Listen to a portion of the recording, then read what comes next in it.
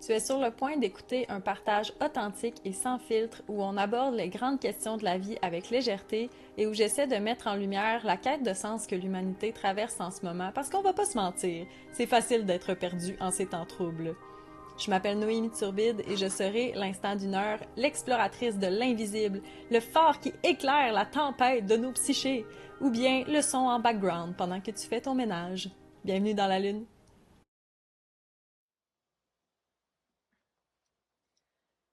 Bonjour et bienvenue au deuxième épisode du podcast Dans la Lune avec Noémie. Je me suis rendu compte au premier épisode que je vous ai pas expliqué pourquoi le podcast s'appelle Dans la Lune. En fait, c'est vraiment simple, c'est que depuis que je suis toute petite, je me fais dire que je suis dans la Lune, en fait.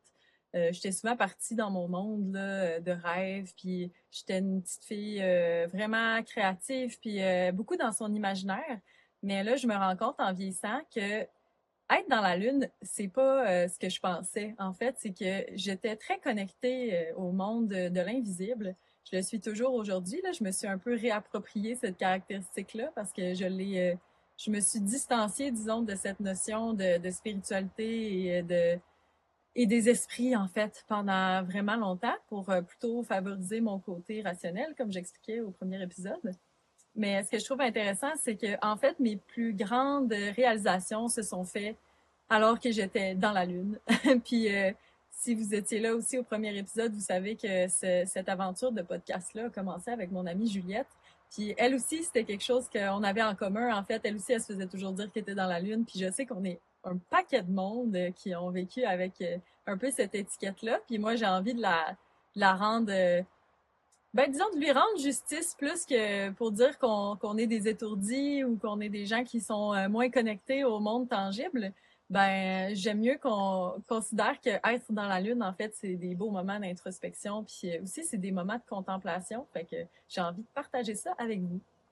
Euh, Ensuite, pour ce deuxième épisode, là, j'ai reçu les sujets il y a quelques jours déjà là, de mes guides directement.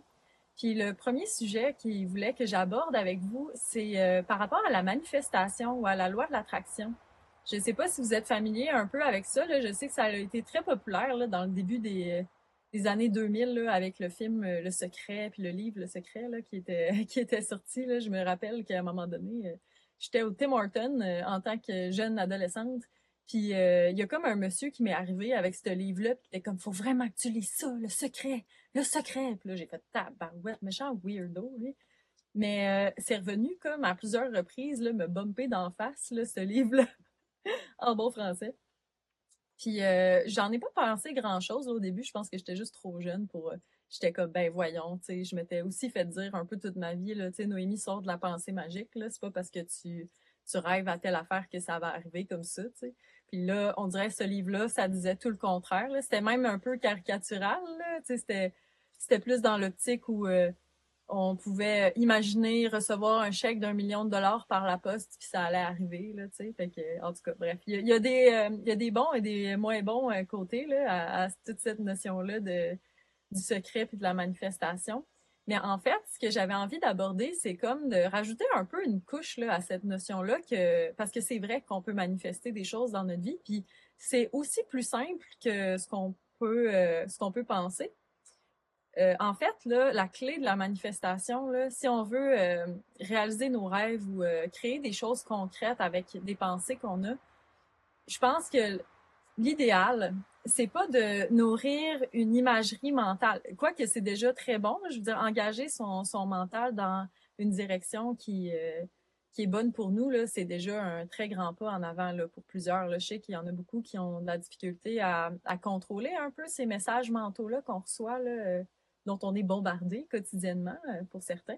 Puis c'est la cause de beaucoup d'anxiété, la cause de beaucoup de problèmes, en fait, de santé mentale. Mais disons, quand on a commencé à faire un travail sur soi, puis que là, on en vient à s'intéresser à des choses comme manifester ce qu'on veut, là, on a délesté un peu de ce qu'on veut plus dans notre vie.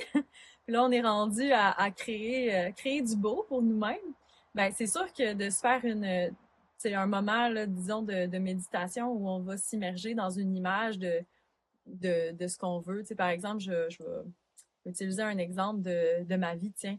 Moi, là, ça fait longtemps que je voulais une maison j'étais vraiment jeune, en fait, là, je rêvassais à ça, là, tu sais, j'étais un peu dans le trip mini-maison, là, vraiment, là, un temps, mais je voulais surtout, comme, construire ma maison. C'était vraiment un rêve pour moi, là, depuis toute petite. Puis encore plus, construire ma maison avec des matériaux naturels. Fait que là, tu sais, je pouvais m'imaginer, là, en train de bâtir ma maison, là, je me voyais faire, puis tout ça. Mais le petit bout qui me manquait, là, avant de pouvoir concrétiser ça, là, disons, c'était de m'immerger dans les sentiments de ce rêve-là, plus que dans l'imagerie mentale. Parce que pour moi, c'est vraiment facile de visualiser là, des trucs. Là, j'ai une mémoire visuelle là, quand même assez précise, puis tout ça, puis de créer des images. Là, je veux dire, je suis une artiste aussi, là, probablement pour cette raison-là, en fait. Une de ces raisons-là. Mais j'avais plus de difficultés à ressentir les émotions, tu sais, de tellement comme m'engager dans mon processus de visualisation que d'en ressentir ce que je pourrais ressentir le jour où mon rêve se réaliserait. Puis ça, c'était la pièce manquante là, de mon puzzle par rapport à la manifestation. Puis là, je suis comme en train de réaliser que tous mes grands rêves qui se sont réalisés, c'est parce que j'ai été capable à un certain moment donné de vivre les émotions positives qui étaient reliées à ce rêve-là, puis de lâcher prise un peu sur le comment puis le quand. Ça, c'est comme les deux autres points clés là, avec la manifestation, je trouve. Puis, tu sais, ce rêve-là de construire ma maison, il s'est réalisé. Ça a été aussi la même chose par rapport à devenir une artiste, parce qu'à un moment donné, j'étais vraiment perdue dans mon cheminement de carrière. Je me voyais pas continuer dans le domaine dans lequel j'étais, qui était en agronomie. Pour ceux qui savent c'est quoi, pour ceux qui savent pas c'est quoi, c'est comme une nutritionniste pour les animaux de ferme, en fait. C'était là-dedans que j'étudiais, là, puis j'avais plein de notions de biologie, de biochimie, etc. C'était vraiment intéressant là, de faire mes études là-dedans, sauf que plus que j'avançais dans ma vie, plus je me rendais compte que ça allait être difficile pour moi de travailler là-dedans tout en respectant mes valeurs là, qui devenaient, qui se rapprochaient plus d'un mode de vie qui est doux pour la terre, en fait. Puis il y a plusieurs problèmes là, dans notre agriculture conventionnelle. Je suis sûre que vous êtes au courant de ça. Fait que je me suis un peu éloignée de ce chemin-là là, dans le cours de mon parcours. Mais là est venue la question, mais que vas-tu faire de ta vie, Noémie? Tu as tes études, mais tu veux pas aller là-dedans. Fait que là, au début, j'ai tâtonné un peu là, avec des certificats en psychologie, un autre certificat en gestion de PME. Puis ce que je trouve vraiment comique, en fait, quand je retourne en arrière dans mon cheminement par rapport à ça, c'est que je me rends compte que c'est vraiment des connaissances que j'ai accumulées qui me servent aujourd'hui, là, en fait. Là. Mon certificat en psychologie, ça m'a vraiment ouvert sur le développement personnel, en fait. Puis ça a été comme peut-être la première étincelle là, qui m'a reconnecté un peu avec mon intérieur, en fait. Ouais, je réalise ça là, en vous parlant. Parce qu'encore une fois, j'ai aucune idée de ce que je veux dire avant de commencer à le dire. Fait que c'est vraiment comme intuitif, là, mon processus avec ce podcast-là. Là. Fait que, ouais, on en est là. Mais pour revenir à la manifestation, là, c'était ça, dans le fond. Je pense que de vraiment ressentir, exemple, que notre rêve, c'est ça, c'est de bâtir sa maison, puis tout ça, là, c'est de s'imaginer être dans sa maison ou d'être en tout cas de vivre comme on veut. Mais c'est quoi les sentiments que ça va nous apporter là, de vivre de cette manière-là? Là? Là, moi, je savais que je voulais un sentiment là, de me sentir chez moi, de vivre dans un lieu qui était paisible, fait que je me sentais en paix. J'aimais aussi la beauté de mon environnement. Je ressentais de la gratitude d'avoir cet endroit-là que je considérais comme mon chez-moi. Je voulais vivre dans un bel endroit en nature, c'était vraiment important. Puis je voulais élever ma fille aussi là, dans un milieu qui était sain, qui était propice là, à son développement puis tout ça. Fait que ça l'a consolidé tranquillement pas vite mon rêve. Puis je me rends compte que vraiment les émotions là, c'est la clé pour manifester rapidement parce que en fait là, il y a une chose que j'ai pas dite encore. Là, c'est fou. Hein? Toute ma famille là est pas au courant là, de mon cheminement spirituel puis tout ça. Fait que s'ils l'écoutent, ils vont apprendre ça en même temps que vous. Mais moi, j'ai la capacité de voir l'énergie, en fait, autour de moi, chez les gens. Euh, puis je peux voir un peu ce que les personnes émettent. Puis je le vois de différentes manières. Pour moi, c'est des lumières, c'est des couleurs, mais il y a aussi des mouvements là, dans tout ça. Puis quand je me concentre sur les différents chakras des gens, je peux voir le champ magnétique, disons, là, qui se dégage de chacun des chakras. Puis une chose qui est maintenant reconnue par la science, que je trouve vraiment intéressant, parce que maintenant, mes perceptions peuvent être validées par la science, ce qui fait bien mon affaire. Mais le champ magnétique qu'on émet par le cœur, il est vraiment plus grand que celui qu'on émet par notre cerveau. Fait que les gens pensent que penser, mentaliser, imaginer, c'est plus fort que n'importe quoi, que les pensées, c'est ce qui est plus fort que tout, en fait. Mais non, c'est le ressenti qui est plus fort que tout. C'est le ressenti au niveau du cœur. Puis ça se passe dans l'amour, ça se passe dans la gratitude, dans toutes les émotions là, qui nous amènent à ressentir une expansion au niveau de notre cœur. On avait touché à ça brièvement au dernier épisode. Mais par rapport à la manifestation, c'est vraiment important de savoir ça parce que ce que ça veut dire, c'est ce qu'on réussit à émettre avec le cœur, on l'émet vraiment plus fort dans l'univers, dans la conscience collective, si on veut. Fait que l'univers va répondre aussi plus fort puis plus rapidement à ces intentions du cœur-là. Fait que c'est vraiment quelque chose qui peut être intéressant là, de mettre en pratique. Une autre chose que mes guides m'ont transmis, en fait, par rapport à la manifestation, c'est que il y a comme je veux pas dire une mauvaise habitude, là, parce que, tu sais, il y a rien de bon et rien de mauvais, là. Tout ce qui est comme mauvais sert à nous apprendre quelque chose, là. Mais, tu sais, disons, peut-être quelque chose qui est contre-productif, là, dans la mise en place de la manifestation de vos rêves, là. C'est, tu sais, on disait beaucoup que les émotions positives comme l'amour, la gratitude, la joie, là, ça l'aimait là, vraiment, puis ça attire à nous la vibration qu'on émet à l'extérieur. Mais ça peut être vrai pour les émotions négatives aussi là. Tu sais, si vous avez vraiment peur là, de quelque chose, puis ça vous revient souvent, là, cette peur-là, il y a comme la croyance que l'objet de votre peur va aussi être attiré par la vibration que vous émettez. Ça, c'est vrai, mais ce qu'il faut faire attention, là, c'est que dans le fond, là, les fréquences là, vibratoires, là, comment je pourrais expliquer ça, là, c'est que tout ce qui est plus grand que nous, là, comme l'amour, là, la gratitude, on le sent, là, l'expansion. Puis c'est là le mot-clé, expansion, c'est grand. Ça émet fort, ça. Puis tout ce qui est plus dense, ça émet moins fort. Fait que, dans le fond, vos belles vibrations vont toujours avoir le dessus sur vos vibrations plus denses ou plus négatives, là, entre guillemets. Là. J'aime moins ça, là, parler comme... faut faire attention, là, la notion de bien et de mal. Là. C'est très matériel là, comme manière de voir la vie, là, mais au niveau spirituel, là, ça n'existe pas le bien et le mal. Là. Il y a seulement comme des expériences. Puis il y a des expériences qui vont dans le sens de notre évolution, puis il y a des expériences qui peuvent soit nous ralentir ou nous réorienter, là, disons, par quelque chose de plus agréable dans notre vie. Mais c'est ça, les émotions négatives, là, on en vit toutes. C'est vraiment normal. Puis c'est normal aussi qu'il y ait des montées de ces émotions-là. Là où il faut faire attention, c'est de ne pas les nourrir avec nos pensées. Donc, si on se met à avoir peur, exemple, je reprends l'exemple du rêve de construire ma maison.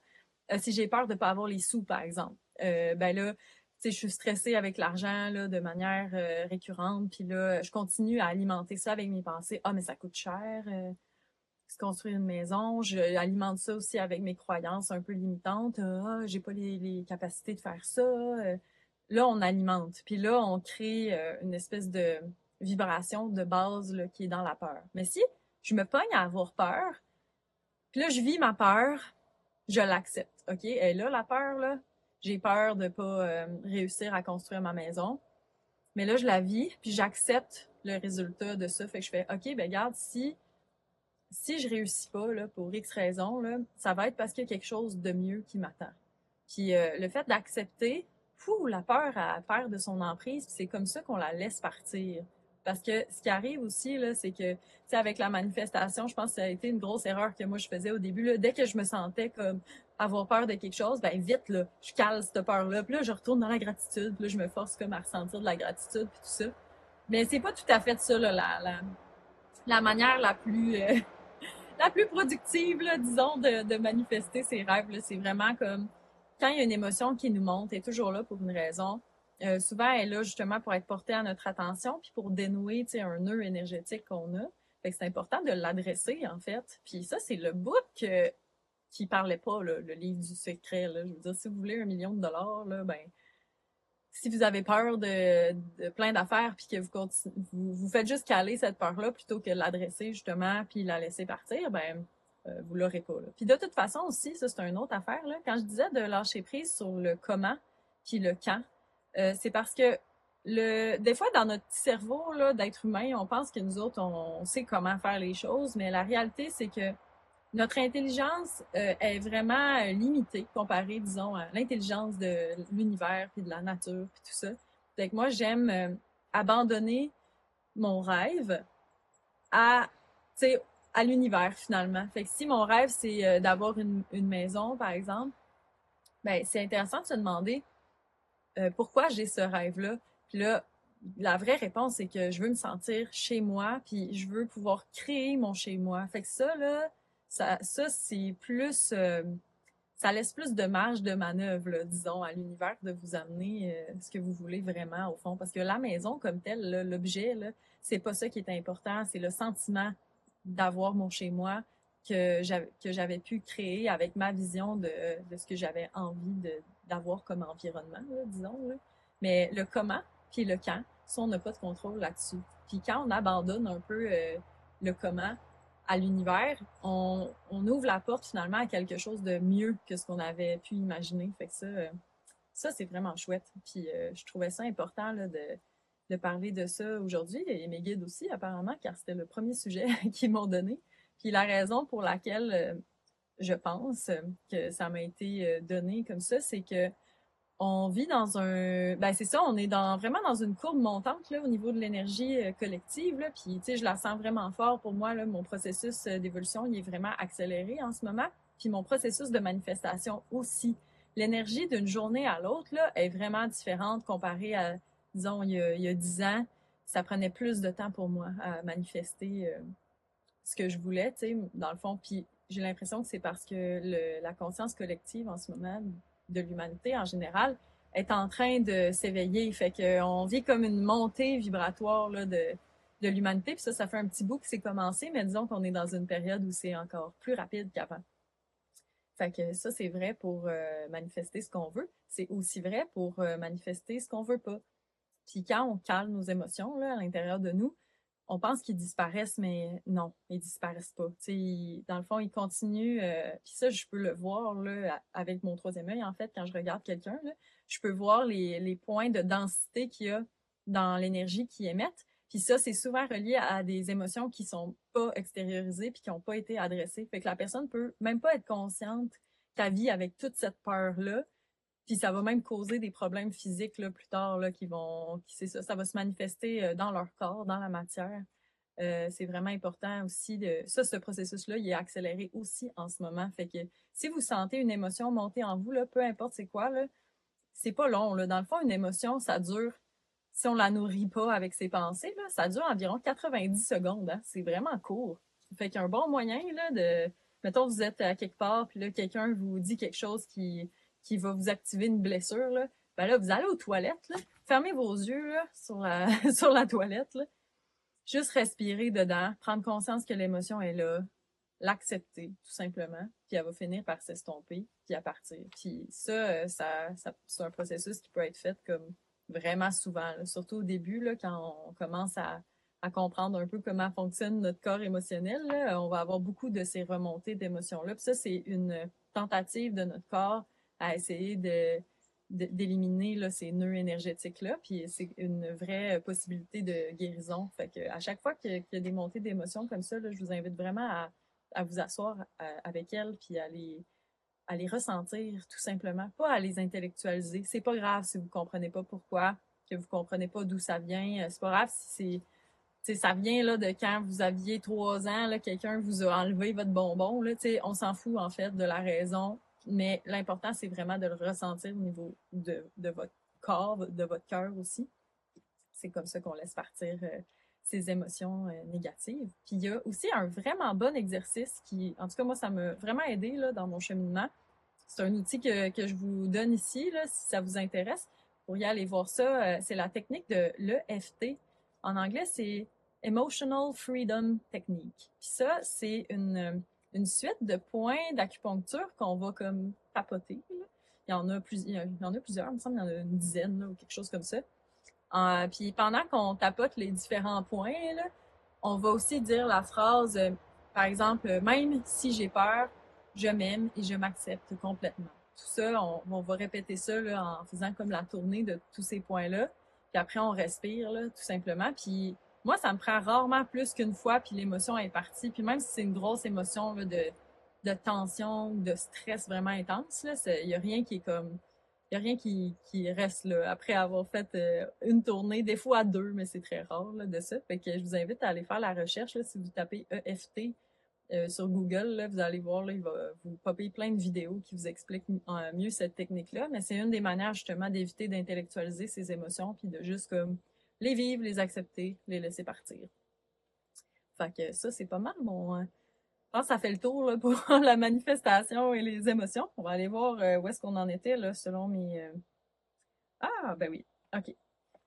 Le deuxième sujet que mes guides m'ont suggéré d'aborder avec vous aujourd'hui, c'est encore à voir avec le cœur. Puis vous allez observer, là, dans le fond, quand je parle intuitivement, comme ce que je fais en ce moment, là, je ne vais pas parler de façon linéaire. Je parle beaucoup en spirale. Fait qu'il y a des sujets que je vais comme survoler brièvement, puis on va y revenir, tu sais. Puis c'est vraiment une manière... en tout cas, c'est comme ça que mon intuition fonctionne, là, dans tout ce qui est comme un peu dans le domaine du spirituel slash intuitif, etc. Là, il n'y a pas de ligne droite. Hein. On y va vraiment comme, c'est ça, en spirale. Là, on suit le mouvement universel de l'univers. Même les galaxies, ils utilisent cette formation-là. Ils se forment naturellement en spirale. Puis je ne sais pas pourquoi, mais je trouve ça vraiment intéressant que même dans le langage, là, ça se traduit comme ça. Fait que voilà, je voulais juste faire une petite parenthèse là-dessus.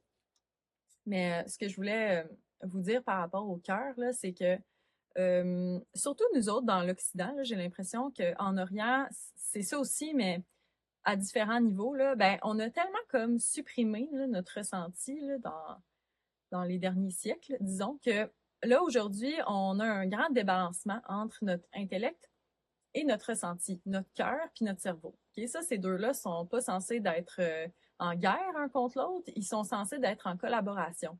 Puis il y a aussi une chose qu'on a faite qui, en tout cas, qui est pas justement très optimale pour nous, c'est de mettre notre cerveau à la place du souverain.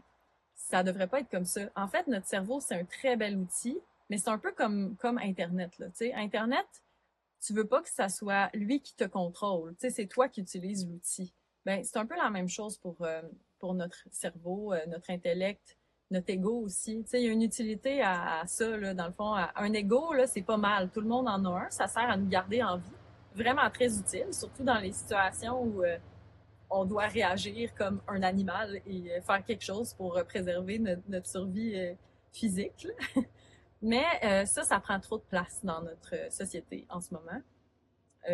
Puis ce que je vous suggère de faire, puis de vraiment porter attention à ça, c'est de remettre le cœur à sa place de souverain. Parce que le cœur, c'est aussi le siège de notre âme, puis c'est plus intelligent que notre cerveau, comme je disais. Ça va vraiment nous guider là, dans notre vie, puis c'est comme je disais encore ça la dernière fois, mais je sais que c'est quétaine, là, suivre son cœur, mais c'est ça la voie. Là. Vous allez remarquer un changement drastique dans votre vie si vous slackez un peu le rationnel, puis vous allez plus dans vos ressentis, mais ensuite venir supporter vos ressentis avec le rationnel. Ça, là, c'est une combinaison gagnante, là, je vous le dis. Là.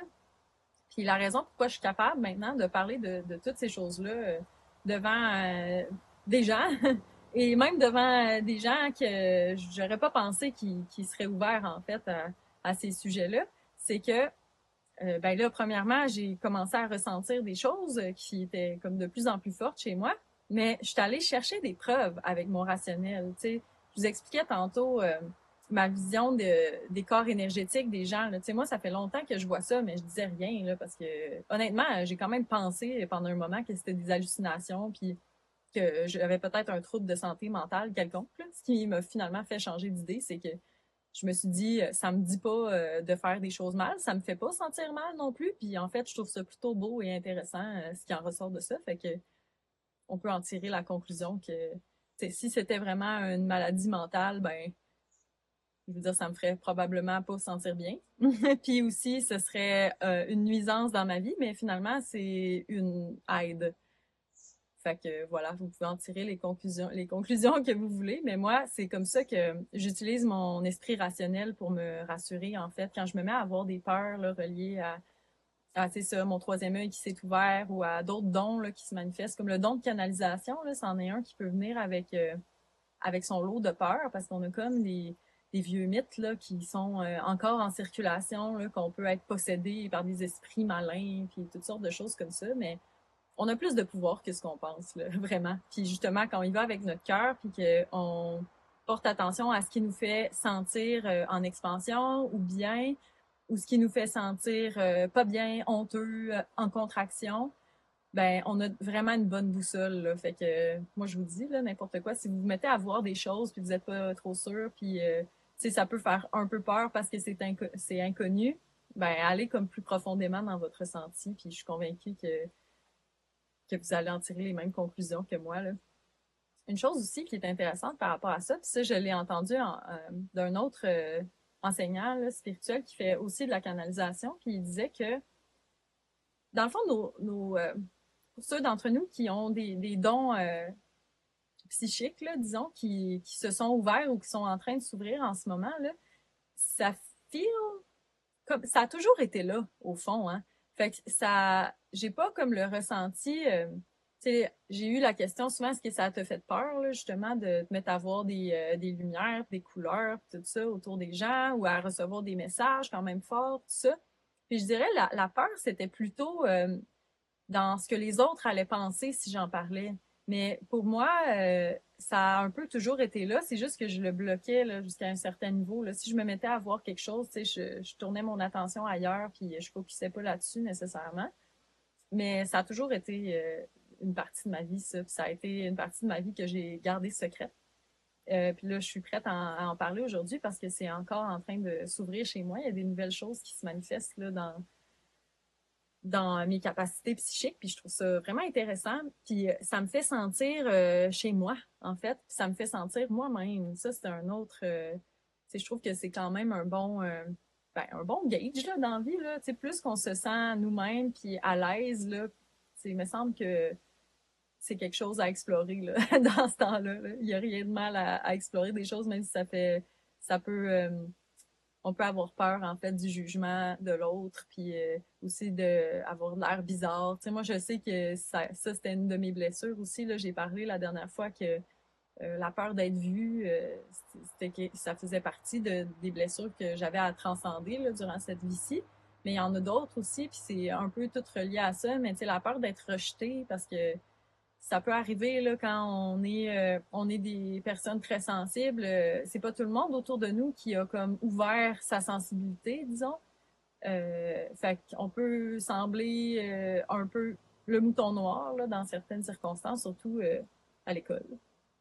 Je suis sûre qu'il y en a d'autres qui peuvent être reliés à ce que je vais dire là, mais tu sais, c'est ça, des fois, il y a des expériences comme ça dans notre enfance où on a pu être intimidé, où on a pu être catégorisé comme quelqu'un de bizarre, tu sais, qu'on n'a pas vraiment envie de nourrir cette image-là en grandissant. Mais là, je pense qu'il vient un moment dans la vie où on se rend compte que être unique, c'est vraiment chouette, en fait. Puis toutes les personnes qu'on se met à admirer là, durant notre adolescence ou notre vie de jeune adulte, c'est pas des gens qui suivent la masse, là, en général, là, ou qui tu sais, c'est plutôt des gens qui sortent du lot, là. Fait qu'on peut, je pense que si tout le monde était plus prêt à s'exprimer librement sur ses croyances puis sur sa manière d'être, là, ça pourrait être vraiment enrichissant, en fait. On pourrait tous apprendre de ça. Ça, c'est quelque chose que je trouvais aussi important de mentionner, là. Puis, fait que ça va peut-être aussi moins surprendre. Ben, en fait, je sais pas si ça va surprendre les gens de mon entourage, là, de m'entendre parler de ça, là, parce que j'imagine que si ça a toujours été présent pour moi dans ma petite vie intime, tu sais, ça devait quand même transparaître à l'extérieur, là. Fait que si vous me connaissiez du primaire, du secondaire ou que vous êtes dans ma famille, vous pouvez commenter, là, me dire ce que vous pensez de tout ça, là, ça serait intéressant. Ah, parlant de famille, hey, encore une fois, je suis tout le temps un petit peu, je commence tout le temps à déborder sur l'autre sujet là, quand j'y arrive. Mais l'autre sujet très important à ce moment-ci, que mes guides ont quand même vraiment insisté pour que je parle de ça, c'est des relations interpersonnelles. Puis les relations, là, je veux dire particulièrement les relations avec notre famille, soit notre famille de naissance, notre famille choisie, nos amis et toutes les personnes en fait avec qui on va être en contact au cours de notre vie. Toutes ces relations-là ont quelque chose à nous apporter. Ok, même les relations les plus difficiles, dysfonctionnelles ou qui sont les plus challengeantes là, au niveau des émotions, là, toutes ces relations-là ont quelque chose à nous apporter. Puis c'est vraiment important de comme voir ça avec ce recul-là. Puis ce qui est important, c'est de dans toutes nos relations, là, particulièrement avec les gens qu'on aime, là, c'est de libérer ce qui nous appartient pas. Parce qu'à chaque fois qu'on rencontre quelqu'un dans notre vie, là, il y a, ben, on a nous, notre corps, qui est comme, qu'on a l'impression qui est imperméable à l'autre, mais on a notre corps énergétique que je vous parlais. Puis ça, c'est quelque chose que j'ai observé depuis vraiment longtemps. Mais chaque fois qu'on est en contact avec quelqu'un, il y a comme un mélange des énergies qui se passe. Puis quand on repart avec un morceau là, de l'énergie de l'autre, ou du moins une empreinte énergétique. Puis il y a des ça c'est vraiment utile en fait là, tu sais ça nous enlève rien, on perd pas de notre énergie nécessairement quand on croise quelqu'un là, mais il va comme se passer un échange, disons une communication entre nos deux corps énergétiques. Puis là quand on s'en va après, ben c'est ça, il y a une partie de l'énergie de l'autre qui reste en nous. Puis c'est vraiment important de laisser partir ce qui a à partir encore une fois. Fait que ça, on peut s'aider avec des mantras ou on peut comme se créer vraiment une visualisation, encore une fois, où on va comme imaginer que l'énergie de l'autre lui est rendue, mais ce qui va se passer dans ce temps-là, puis on peut le faire même avec des personnes avec qui on s'entend bien puis qu'on aime vraiment beaucoup, mais qui, par exemple, ils vivent quelque chose de plus difficile, puis on se rend compte que ces émotions-là, ils nous affectent aussi. Moi, c'est quelque chose que je vis vraiment beaucoup. Ma fille aussi, là, on est deux super empathiques. Fait que si, comme quelqu'un, là, à 1 kilomètre à la ronde qui file pas bien, là, en général, puis nous autres, on capte ça, là. Fait que c'est important de laisser aller, là, ces énergies-là qui nous appartiennent pas. Puis ça va pas enlever toute la beauté de ce que l'autre va nous apporter, là. Pas du tout, là. En fait, on va garder là, ce qui nous est utile, puis on va libérer ce qui nous est pas utile. Fait qu'en faisant ça, déjà, vous allez comme voir que vos montées et descentes d'émotions, là, ça va être un peu plus stable là, si vous utilisez cet outil-là comme pratique là, régulièrement. Là. Moi, je le fais chaque jour. Puis, tu sais, je travaille avec la clientèle, fait que il y a comme eu un moment où j'ai réalisé que j'étais souvent drainée. Tu sais, je rentrais chez nous, puis je disais, voyons, j'ai eu une bonne journée, puis tout ça, mais je suis finie, là, tu sais, brûlée raide, puis je me demandais pourquoi. Puis ça n'a pas été long que j'ai compris que c'est parce que, tu sais, peu importe, tu sais, quand on tatoue, là, on jase, là. C'est ça que, c'est que je disais l'autre fois. Je pense qu'il y en a qui viennent presque plus pour ça que pour le tatou, là, des fois, là.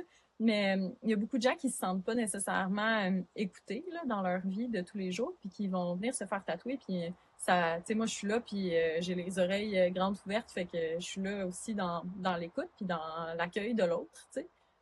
Mais quand les gens vivent des choses difficiles, ben ça m'affecte vraiment. Si je le laisse pas partir à la fin de ma journée, ça va me drainer mon énergie pour processer ces émotions-là qui sont pas à moi finalement. Fait que là, depuis que j'ai commencé à faire ça, ça va vraiment mieux. Puis j'ai plus d'espace là, justement pour accueillir les gens, peu importe leur état du moment, puis ce qui se passe dans leur vie. Fait que je trouvais ça cool de partager ça. Puis une autre chose là ça peut être un peu plus sensible. En tout cas, ça l'a été pour moi. Là, c'est justement une canalisation que j'ai reçue de mes guides sur un pattern que j'avais. Puis ça n'a pas été si facile à entendre que ça, mais ça m'a vraiment fait réaliser des choses importantes là, par rapport, surtout aux gens qu'on aime vraiment. Là. Tu sais, là, je parle de notre noyau. Là. Fait que ça, c'est comme votre chum, votre blonde, vos enfants, vos amis très proches, tout ça. Là, tu sais, les gens qui font partie de votre quotidien, puis avec qui vous êtes le plus à l'aise. C'est important de mettre ses limites, des limites claires avec tout le monde qu'on rencontre. Puis ça peut prendre différentes formes. Là. Mettre des limites, des fois, c'est, par exemple, que quelqu'un, il vient vous demander conseil, mais vous êtes vraiment pas en état de donner un conseil à ce moment-là. Vous dealez avec d'autres choses. Ben, c'est vraiment important de trouver une manière qui est dans l'amour et la compassion, de signifier à l'autre que vous n'êtes pas disponible pour conseiller qui que ce soit ou pour accueillir d'autres émotions puis tout ça. Si on fait pas ça, puis moi j'ai tendance à pas faire ça. Je suis vraiment très ouverte là, dans la vie. Puis là, c'est dans mes apprentissages là, de ma jeune trentaine, d'apprendre que c'est correct pour moi de pas être toujours en mode psychologue. Là. Tu sais, je peux aussi être, c'est ça, dans mes propres affaires ou dans mes propres guérisons. Ben, c'est de le dire puis de le mettre ça comme limite claire parce que si on le fait pas, ce qui se passe, c'est que on accumule une tension à l'intérieur de nous, une genre de la frustration, ça peut être un mot un peu fort là, mais une tension énergétique, disons, à l'intérieur de nous. Puis ça, ça crée un autre genre de blocage. Puis là, notre corps ou notre corps énergétique va tenter de libérer ce blocage-là en évacuant le trop-plein comme d'émotions ou c'est en générant une émotion de colère ou de frustration ou de tristesse, quoi que ce soit. Puis ça va sortir sur les gens qu'on aime le plus. Puis moi, j'avais pas réalisé que je faisais ça, mais tu dans le fond, le mettre ses limites, là, pour moi, c'est un processus là, depuis 10 ans que je le fais de plus en plus. Puis je le fais avec tout le monde, les gens que j'aime aussi, même si c'est pas toujours ça, c'est le bout le plus difficile, là. Puis de faire valoir comme mes besoins. Mais maintenant, je le fais pas juste pour moi. Là, en fait, ça m'a aidé de voir ça de cette manière-là. C'est que je le fais aussi parce que si je m'écoute pas, puis comme je passe par-dessus ma limite, chose que j'avais vraiment tendance à faire, qui était un de mes gros patterns, ben là après je retourne à la maison puis je vais être comme pas patiente avec ma fille, je vais être désagréable avec mon chum, tu sais, je veux dire ceux qui me connaissent savent là, je suis une personne douce là dans la vie là, mais il y avait encore ces petits moments-là où j'étais là, oh! Puis tu sais, il y avait pas de raison particulière pourquoi ça sortait sur eux là, tu sais, c'était comme l'accumulation de moi qui s'est pas écouté durant toute la journée qui finalement là sortait une fois rendu chez moi quand je me sentais plus à l'aise d'être moi-même justement. Puis ça, c'est vraiment à faire attention. Puis tu sais, je pense que tu sais, mettre ses limites, ça peut sembler sévère ou tu sais, égoïste là, pour certaines personnes. On dirait que moi, j'avais cette vision-là avant là, de mettre mes limites. Mais non, ça l'est vraiment pas. C'est important, c'est très important. Ça devrait être une priorité pour tout le monde là, de vraiment comme s'écouter profondément. Puis s'écouter pas juste comme comment je le dirais? Parce qu'il y a quand même une distinction entre mettre des limites saines puis comme procrastiner des actions. Là, tu sais, c'est pas la même chose là, que je vous parle. Quand je parle de mettre des limites, c'est vraiment tu sais, exemple, si quelqu'un vient vous voir puis il a besoin d'aide avec quelque chose, c'est vraiment de prendre une seconde là, puis faire OK, je ressens quoi face à comme aider cette personne-là en ce moment? Ah oui, tu sais, j'ai la disponibilité de faire ça. OK, là, j'y vais, il n'y a pas de problème. Là. Si à un moment donné, ben là, vous êtes fatigué, vous voulez vous reposer ou peu importe, c'est aussi d'écouter ça. Là. C'est vraiment comme d'être à l'écoute là, de son intérieur, encore une fois, là, à tout moment. Puis des limites, c'est pas obligé d'être fait en bulldozer non plus. Là. C'est pas comme excuse-moi, je suis fatiguée de t'entendre parler, je vais m'en aller. Là. C'est pas obligé d'être ça. Là. Faire ah, tu sais, je ressens un peu de fatigue. En ce moment, je pense que je vais aller me reposer, mais tu sais, on continuera ça une autre fois. Tu sais, il y a vraiment moyen. Là. Je veux dire, la communication, le langage, c'est plein de mots, plein de nuances, puis on est capable de jouer avec ça là, pour pas heurter l'autre à chaque fois qu'on met une limite non plus. Là. Fait que, ouais, ça, c'est quand même quelque chose que j'ai réalisé là, dans les derniers temps que j'avais tendance à faire. Fait que ça me motive encore plus à mettre mes limites avec compassion, bien sûr. Parce que la dernière chose que je veux, c'est blesser les gens que j'aime le plus, tu sais. Fait que c'est ça. Tu sais, ça peut être mettre vos limites, même avec des gens qui sont vraiment proches de vous, là. Ça peut être avec votre conjoint, avec votre conjointe, mais encore une fois, tu sais, en faisant attention de pas comme nécessairement heurter une blessure, là. Surtout si vous connaissez bien les gens autour de vous, là, puis que, tu sais, vous êtes, ramenez ça au jeu, là. C'est vous qui se sent d'une certaine manière, c'est pas la faute de l'autre. Fait qu'on peut jouer avec ces notions-là. Là. Je sais que ça peut être facile à dire comme ça, mais c'est un processus là, à apprendre tout ça. Mais aujourd'hui, moi, je fais juste semer cette idée-là. Fait qu'après, vous en ferez ce que vous voulez. On verra comment ça s'épanouit dans votre esprit. Mais en tout cas, pour moi, ça a été une notion. La notion des limites, là, c'est quelque chose qui revient régulièrement dans ma vie. Puis je pense que je deviens meilleure pour faire ça, mais je me suis encore pognée là, dans les dernières semaines à pas tout à fait, tu sais, juste dépasser un petit peu. Là, tu sais. Moi, je suis vraiment une overachiever là, dans la vie. Là. J'ai tendance à comme, faire juste un peu plus que ce que je suis capable.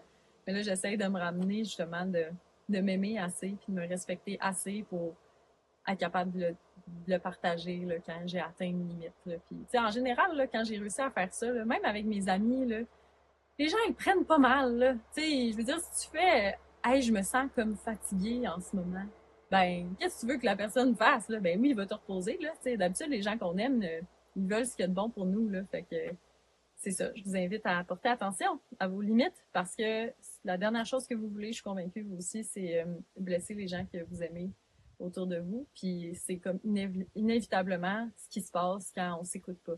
Tu sais, là, l'extérieur et l'intérieur, là, c'est vraiment interrelié. Là. Puis plus qu'il y a des gens qui sont proches de nous, plus que nos énergies, ils sont proches aussi, puis plus on échange des choses. Fait que vraiment, là, travailler sur soi là, de cette manière-là, c'est vraiment un beau cadeau à faire à son entourage, en fait. Ça fait des relations qui sont plus harmonieuses, qui sont plus dans l'amour puis dans la paix. Fait que ça, c'était le sujet des relations. Là. Ah! Hey, c'est vrai. Je sais pas si vous, ça vous fait ça, mais moi, quand mes guides, ils ont commencé à comme m'introduire au fait que des fois, c'est ça, j'avais comme des relâchements, là, pas relâchements, mais des libérations émotionnelles qui venaient comme heurter mon entourage, là, il est monté en moi un sentiment de honte. Puis la honte, là, c'est quand même une vibration vraiment dense. Là, puis c'est pas souhaitable de rester là-dedans trop longtemps. Mais encore une fois, on l'accueille quand ça se présente. Mais quelque chose qu'ils m'ont dit qui m'a vraiment apaisée, en fait, c'est que tout le monde a ce pattern-là. Ça vient comme avec le fait d'être humain, là. C'est tout le monde qui est moindrement. Ben, en fait, ouais, tous les êtres humains, à un moment de leur vie, là, jusqu'à ce qu'ils maturent en dehors de ce pattern-là, vont faire ça. Fait que, tu sais, si vos enfants, là, ils vous parlent bête tout d'un coup, là, tu sais, vous pouvez vous dire, ah, OK, c'est parce qu'il y a eu des choses dans sa vie. Tu sais, ça aide à aussi pas prendre personnel les choses. Mais moi, ça m'a aidé à me rendre compte que, ah, tu sais, oui, là, j'ai comme été prise en défaut, là, encore, là, par rapport à ces choses-là, mais il y a une grande amélioration là, dans mon cheminement de communication là, avec mes proches. Là, ça s'est vraiment, vraiment amélioré là, au fil des ans. Puis c'est la même chose pour tout le monde. Si aujourd'hui, vous prenez conscience que vous avez tendance à faire ça avec les gens autour de vous, que vous parlez bête des fois, que c'est ça, c'est pas toujours plein d'amour et de compassion, votre façon de vous exprimer, là, ben, si vous avez de la honte qui remonte, ben, sachez que c'est vraiment une bonne nouvelle, hein. Le fait que vous ayez cette réaction-là, c'est la réaction en fait, de prendre conscience d'un pattern. Puis aussi, la honte qui monte, c'est le signe que vous voulez pas blesser les gens autour de vous. Fait que vous pouvez comme, je sais que c'est dur à c'est dur à voir là, quand t'es dans l'émotion, là, mais en fait, c'est vraiment une bonne nouvelle parce que ça, c'est le début de la fin du pattern. Ça veut dire que vous allez tranquillement là, effeuiller des couches de ça jusqu'à ce que disons, les écarts, là, ils soient de moins en moins grands. Fait que, tu sais, moi, j'avais des pas pires sautes d'humeur là, quand j'étais ado. Comme beaucoup d'entre nous, c'est parce qu'on n'est pas encore mature émotionnellement. On n'est pas habitué de dealer avec nos grandes fluctuations. Là. Il y en a qui disent que c'est la faute des hormones, mais moi, je dis que c'est plutôt la faute que ben, on commence à avoir comme la pleine chimie dans notre corps qui nous crée nos pleines émotions à pleine intensité. Puis là, plus on mature, plus on apprend justement à niveler tout ça, puis à être capable de faire la distinction entre ce qui est une réaction saine à une émotion, puis ce qui est une réaction moins saine. Fait que c'est ça, là, c'est normal d'avoir encore des petites choses à régler à ce niveau-là, mais plus on avance dans notre parcours d'évolution, moins les écarts vont être graves. Là, je veux dire, à cette heure, les situations qui se présentent là, dans ma vie, c'est plus que je vais parler sec, mais jamais je vais être irrespectueuse avec mon entourage ou avec mon enfant. Là, je pense que j'ai jamais crié après mon enfant. Là, puis il y en a que oui, là, puis si c'est votre cas, encore une fois, là, sentez-vous pas mal, mais maintenant, vous pouvez prendre conscience que ça, c'est pas une manière de s'exprimer qui est productive pour votre évolution. Fait qu'on peut essayer de trouver de différentes méthodes de communiquer. Puis ce qui est vraiment encore une fois, un bel outil par rapport à ça, c'est... en fait, moi, ça m'a quand même ouvert, là, le livre. C'est de Marshall B. Rosenberg, qui s'appelle « Les mots sont des fenêtres ». En tout cas, c'est un livre sur la communication non violente. Mais tout le concept de communication non violente, là, ça change la vie quand même. Là. Quand on n'a jamais été mis en contact avec ces notions-là, là, ça apporte une méthode, en fait, pour s'exprimer sans faire mal à l'autre, tu sais. Parce que on a tendance beaucoup... ça, c'est surtout dans les couples. Là. Puis mes guides disaient qu'ils remarquaient dans la collectivité, là, disons, là, de la manière que les couples sont constitués, c'est comme pas acceptable la manière qu'on se parle. Tu sais, on devrait jamais... Premièrement, là, c'est jamais la faute de l'autre, OK? Ça veut pas dire tapez-vous sur la tête, tout est votre faute. Là. Tout est votre faute, c'est pas ça du tout. Mais ce que ça veut dire, c'est que tout est... Tu sais, parfois, les gens peuvent faire des gestes qui vont toucher une vieille blessure qu'on a, puis nous, on va réagir à cette blessure-là en blessant l'autre, qui va ensuite réagir en nous blessant, puis c'est comme ça, OK? Une chicane que ça se fait, là. Mais c'est jamais comme intrinsèquement la faute de l'autre. C'est la faute de personne. Puis quand on finit par accepter ça, puis qu'on prend comme la pleine responsabilité de sa propre guérison, là, ben on se rend compte qu'il y a de moins en moins de conflits, en fait, avec les gens qu'on aime, dont notre amoureux, amoureuse. Mais ouais, vraiment, là, je sais pas si vous portez des fois attention, premièrement, à votre propre manière de vous exprimer, là, face euh, à l'être cher, là, dans votre vie, si vous en avez un. Ou sinon, avec vous-même aussi, ça peut être intéressant d'observer ça. Mais, tu sais, dans les couples, là, en particulier, là, je trouve que souvent, les gens se parlent pas respectueusement. Tu sais, ils se donnent des ordres, ils se parlent sec, ils se parlent bête, ils vont dire des mots à l'autre qui les font pas sentir bien. Puis ça, c'est vraiment dommage parce que les relations, là, c'est notre plus grand laboratoire, en fait. L'autre, c'est un miroir de nous-mêmes. Fait qu'il y a tellement un grand potentiel d'expansion là, dans nos relations. Là. Je pense que c'est le plus grand potentiel d'expansion pour nous comme êtres humains. Puis c'est vraiment en observant nos réactions. Puis ça, vous allez m'entendre le dire souvent parce que ça m'a été répété vraiment souvent là, dans les dernières années. Puis c'est vrai, là. Observer ses réactions, là, puis vraiment comme porter attention à la manière dont on réagit là, au monde extérieur, là, ça change tout. Puis c'est ça. Si vous êtes comme dans la catégorie de gens qui se sont jamais trop posé de questions là, par rapport à ça, là, je vous invite vraiment comme à commencer à vous observer. Puis aussi, commencer à vraiment traiter l'autre comme vous voulez être traité. Là. Parlez avec bienveillance, parlez avec amour. Je suis convaincue, si vous êtes en couple avec quelqu'un, là, c'est qu'il y a de l'amour là, au fond. Là, parce que sinon, vous ne seriez pas ensemble, vous vous sépareriez. Ou vous resteriez pour des raisons qui ne sont pas toujours de bonnes raisons. Mais quand même, là, il y a quelque chose qui vous a amené à vouloir faire un bout de chemin avec cette personne-là. Puis moi, je vous invite à retrouver ce centre-là. Là, parce que l'amour qu'il y a entre deux personnes, là, ça nourrit les deux. Puis quand on prend soin là, de ce petit cœur d'énergie lumineuse-là, là, qui est entre deux personnes, là, ça fait grandir l'amour qu'on peut ressentir à l'intérieur de nous. Puis ça, là, c'est vraiment beau, là.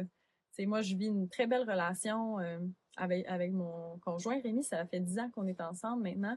Mais tu sais, notre relation, des fois, je pense qu'il y a des gens qui ont comme l'image que ça a toujours été un long fleuve tranquille. Là. Mais non, on était deux personnes qui voulaient apprendre, mais qui n'avaient pas encore atteint leur pleine maturité émotionnelle, disons. Puis on est deux gros caractères, là. Ça, c'est une autre histoire. Moi, j'ai l'air bien soft de même, là, mais je suis capable de pogner en feu, là. Puis Rémi, c'est la même chose. Fait que, tu sais, on a eu des grosses confrontations au début de notre relation, puis à certains moments.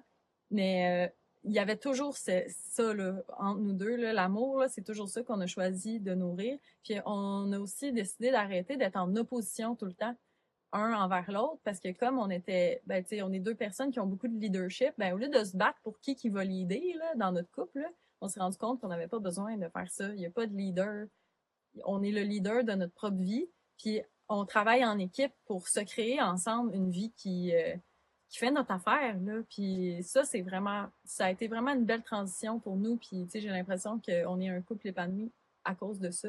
Puis on continue toujours à travailler sur notre communication. Une fois de temps en temps, on se rend compte, ah, gars, tu vois, telle chose qui a été dite, ça l'a activé une de mes blessures, puis on est capable de se parler de ça de manière ouverte puis vulnérable. Puis ça fait que quand on partage à l'autre de cette manière-là, là, hey, tantôt il est arrivé ça, puis tu sais ça m'a blessé, tu sais ça m'a fait de mal, mais on va pas attaquer l'autre, fait qu'il y a moins de réactions aussi de contre-attaquer. Fait que ça l'enlève beaucoup de confrontations, ça. Puis pas juste dans les couples, là, je pense que aussi, ça peut être la même chose avec les enfants, avec nos enfants. Puis comme adultes, là, c'est notre job, hein, de guider nos petits à essayer de s'épanouir pleinement. Là. Je pense que c'est ça le but d'être parent. Il y a plein de gens qui ont des enfants qui se sont jamais posé la question de pourquoi il y avait des enfants, là. Puis il y en a qui veulent des enfants pour avoir de l'amour ou pour avoir quelque chose à s'occuper. Mais je pense que le vrai but d'avoir un enfant, là, c'est d'être capable de le guider pour l'amener à devenir un adulte épanoui puis heureux, puis un adulte qui va apporter de la lumière là, à l'humanité. On en a tous vraiment besoin. Fait que de travailler ces communications, là, c'est utile dans presque toutes les sphères de sa vie. Puis ça, c'est quelque chose que les guides ils ont beaucoup insisté. Puis aussi, je pense que ça fait partie de ma mission aussi, peut-être. Puis c'est la raison qui me pousse à faire ce podcast-là, puis à discuter avec une audience plus large.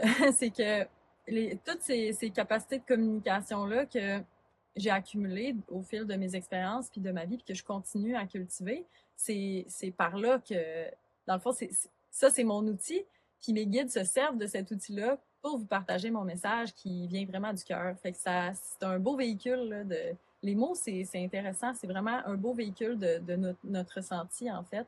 Mais il faut un peu éviter les petits pièges, là, les pièges mentaux, puis les attentes, puis toutes les barrières là, qu'on se met là, souvent là, comme être humain. Là. Puis c'est ça, le prochain sujet. Les barrières, c'est drôle parce que j'entends les mots. Ça, c'est nouveau, hein? J'entendais pas avant. La manière que je canalise, là, pour ceux que ça intéresse, là, c'est que j'écris, en fait, je fais comme de l'écriture automatique. Je suis sûre que plein de gens d'entre vous ont déjà entendu parler de l'écriture automatique. Mais qui l'a déjà essayé? Ça, c'est la question. Puis ça a commencé que j'écrivais dans mon journal qu'est-ce que mon âme qu'est-ce que mon âme souhaite me dire aujourd'hui. Puis là, je me laissais écrire, tout simplement. Puis des fois, c'est ça, ce qui ressort de ces écrits-là, c'est plein de sagesse, c'est vraiment profond. Puis plus on le fait souvent, plus les messages sont élaborés puis deviennent clairs aussi. Là. Fait que ça a commencé comme ça. Puis là, je me mets à entendre aussi certaines notions. Comme là, c'est ça, j'ai entendu la notion de barrière mentale là, qui a comme résonné dans mon esprit. Puis c'est le dernier sujet du podcast d'aujourd'hui. C'est toutes les limitations, là. Puis là, je parle pas de limites saines, là, comme je parlais tout à l'heure. Là, je parle de limitations de quand on a l'impression d'être dans un cul-de-sac, là, de pas être capable d'avancer, de pas être capable de résoudre un pattern. Là. Ça, c'est une barrière psychologique, la plupart du temps. Parce qu'il y a toujours moyen. On est tellement puissant là, comme être humain, là, on a vraiment le contrôle sur notre vie, là, puis plus que ce qu'on pense. Je dis pas que c'est facile là, de sortir de ces schémas-là ou de ces patterns-là, mais ça se fait. Et ça se fait surtout en prenant conscience. Fait que quand on se sent pris, exemple, je trouve qu'il y a un bon exemple de ça, puis j'en ai parlé un peu dans mes tirages de cartes quotidiennes. Là, je fais ça sur Instagram. Là, si ça vous intéresse, vous irez voir le compte Instagram de Dans la Lune avec Noémie. Là, c'est ça, je fais des lectures de cartes quotidiennes. Ça, c'est quelque chose qui est ressorti dans une de mes lectures que le temps, là, c'est un bon exemple. Là. Tout le monde fait « Ah, j'ai pas le temps de faire ça, j'ai pas le temps de ci. » Mais ça, c'est une barrière mentale parce que le temps, là, c'est pas aussi linéaire que ce qu'on pense. On peut se créer des pochettes de temps, là, ce que j'appelle, là. Puis des pochettes de temps, c'est tout simplement on va réorganiser notre horaire pour se créer un moment. Puis ce moment-là, on va être présent pleinement quand on va faire la chose qu'on n'avait pas le temps de faire, là. Puis tout d'un coup, il va se créer du temps autour de ça. Puis c'est quand même assez magique, là. Ça peut être une des manières que vous testez un peu vos aptitudes. Là. Je vous invite à essayer de vous créer du temps. Là. Si vous êtes de ceux qui disent qu'ils n'avaient pas le temps de prendre soin de vous, vous n'avez pas le temps de travailler sur vous-même ou quoi que ce soit, pas le temps de faire du sport, là, je vous invite à revoir votre horaire puis à noter où va votre temps durant la journée. Puis vous allez voir que vous en avez du temps. On en a tous. On a tous le même nombre d'heures dans la journée. C'est question de priorité. C'est aussi question de ce qu'on en fait de ce temps-là. Puis il y en a qui se perdent à des endroits que vous auriez même pas idée si vous portiez pas attention. Fait que je vous invite à mettre le focus là-dessus. Puis je vais vous laisser ici pour aujourd'hui avec le deuxième épisode du podcast. Puis j'espère vraiment que vous aimez ces conversations-là. Puis encore une fois, ce que je vous dis aujourd'hui, c'est vraiment le reflet d'où j'en suis là, dans mon évolution puis dans mon expérience. J'ai vraiment envie de partager avec vous. Fait que si vous avez l'élan d'écrire un commentaire ou vraiment comme participer à cet échange-là, là, moi, ça me ferait vraiment plaisir de vous lire. Sinon, en attendant, vous pouvez vous abonner à ma page Instagram, Dans la Lune avec Noémie. Puis je vais faire comme mes petites lectures de tarot quotidiennes. Puis je vais aussi partager d'autres contenus de spiritualité et développement personnel. Fait que d'ici là, ben, je vous souhaite une belle journée. Puis on se revoit bientôt. Bye bye! Merci d'avoir été des nôtres pour ce bel épisode du podcast. Si vous voulez voir les autres épisodes avec le vidéo aussi, puis l'audio, bien sûr, vous pouvez aller sur YouTube dans la chaîne Dans la Lune avec Noémie. C'est là que vous allez retrouver les épisodes de podcast, mais aussi d'autres contenus comme des méditations guidées, puis d'autres belles affaires dont on vous garde la surprise. Ensuite, on a aussi le compte Instagram Dans la Lune avec Noémie où je fais des lectures de tarot, puis encore une fois, où il va y avoir du contenu plus régulier pour vous donner des nouvelles. Puis le dernier endroit où vous devez absolument aller voir, si vous voulez rien manquer, c'est sur l'infolettre. Ça, on se rend sur mon site internet noemiturbide.art. Écrivez-nous votre courriel, puis on va vous envoyer tout le nouveau contenu qui sort à mesure. Donc, merci beaucoup, puis on se voit au prochain épisode. Bye bye!